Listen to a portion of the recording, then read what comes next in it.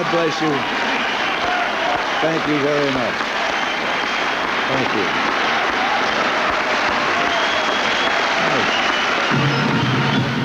Thank you very much.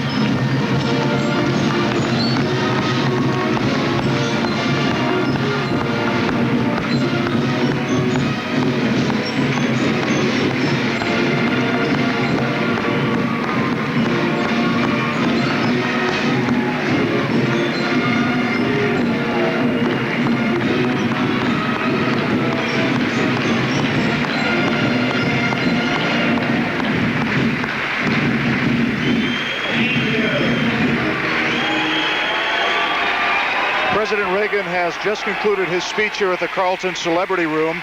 He went much longer than expected, a speech that took about 23 minutes. He only intended to speak about 10. Just to briefly recap what the president told us tonight, he says he does not always agree with Senator Dave Durenberger, but he will always listen to him. Again, the president, referring to his just announced budget proposal, says that it is not easy to talk about budget deficits. But he does note that it is the lowest annual increase in federal spending in 14 years, and social programs that are supposedly being cut, he says they're not being cut, only the rate of increases are being reduced. And he says, do not cut defense. That's about all we have time for right now. John, back to you. All right, thank you. Dennis Bounds, live from the Carlton Celebrity Room, following that speech addressed by President Reagan. In just a moment, we will hear from the chief challenger.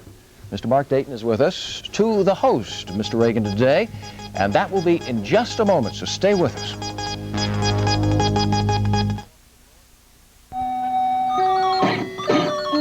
Playing with computers is one thing. Making a living with them is another. It's a big step up to the fast-growing world of computer programming and operations, but it doesn't have to be a long step when you train at Northern Technical School of Business. Learn more, earn more, all in less than a year's time. Find out how. Call 292-1143. Call Collect 292-1143. Graduate to a better career with Northern Technical School of Business. In Raleigh, North Dakota, where winters are cold and costly, they're now warm and economical. Father Kenneth Wald heats 6 classrooms with Kerosene portable heaters.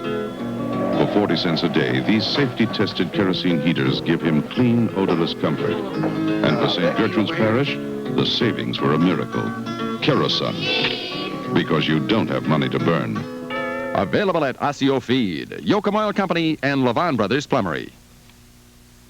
For your best yield, you need long-lasting control, even on earliest planted corn.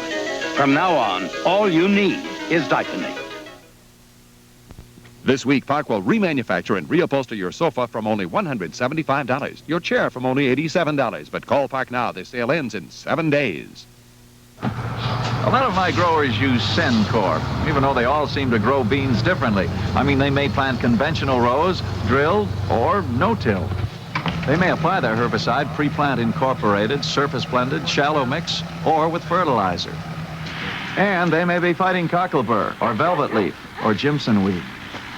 But they do agree on one thing, the one herbicide to use no matter what.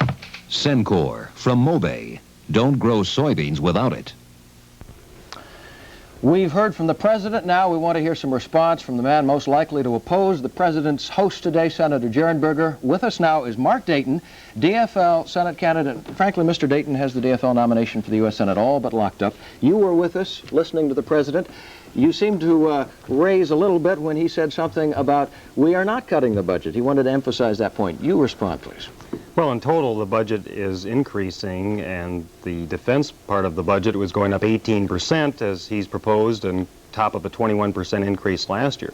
If you look at specific programs which Minnesotans value, such as aid for elementary and secondary education, that's being cut severely, aid to the handicapped, energy conservation, solar energy programs. So if you look at specific areas of the budget, they're in many cases being cut severely or even eliminated.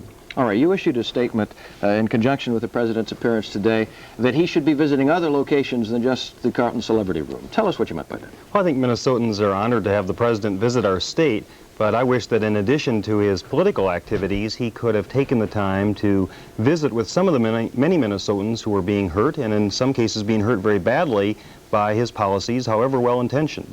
Farmers, which he mentioned in his speech, are being devastated by disastrously low farm prices and high interest rates. We have over 30,000 Minnesotans who have lost their jobs in our state in the last 2 months. Senior citizens are being faced with higher health care costs as a result of some of the cutbacks which he has proposed.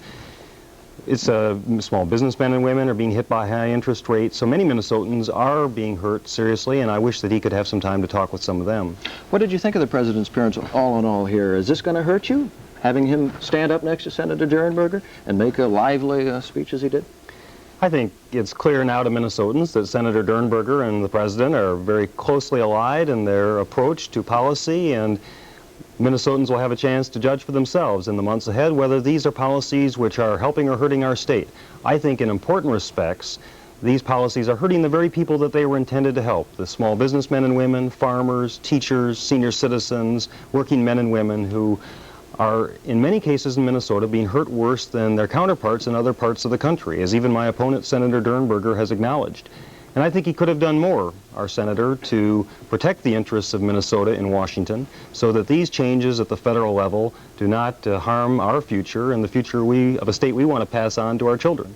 On the night of the State of the Union, when the president announced his new federalism program, we had Senator Durenberger here, right here in the seat that you're sitting in, and he seemed to be keeping a distance from the president that night. He seemed to be separating himself a little bit. You're saying that you would like to see him allied with the president in the public's mind. Well, they look pretty close together on that television monitor here this afternoon, and I think that the president's coming in here on his behalf, the first candidate that he's campaigned for anywhere in the country in 1982, is a clear indication of the importance that the Republican Party has placed upon retaining that seat. And this will give us a chance in Minnesota in the months ahead to see how these policies are affecting our state, and as we enter the campaign next fall, to talk about these issues and what Minnesota needs if we're going to have the kind of future we want. All right. Thank you for being with us. We've heard from both sides. We appreciate you being here. In conclusion, it was a short but action-packed presidential visit to our metro area. As we reported earlier, Mr. Reagan will now be en route to Iowa, where he will address the Iowa legislature. Then it's on to Indiana, back to Washington, and a push to get the 83 budget through Congress. We want to thank you for joining us for this News Center 11 special edition. We've gone on a little bit longer than we anticipated. We will be back at 10 with a complete wrap-up of the president's visit and the rest of the day's news. So be with us then, and now we will join NBC Nightly News in progress. Good night.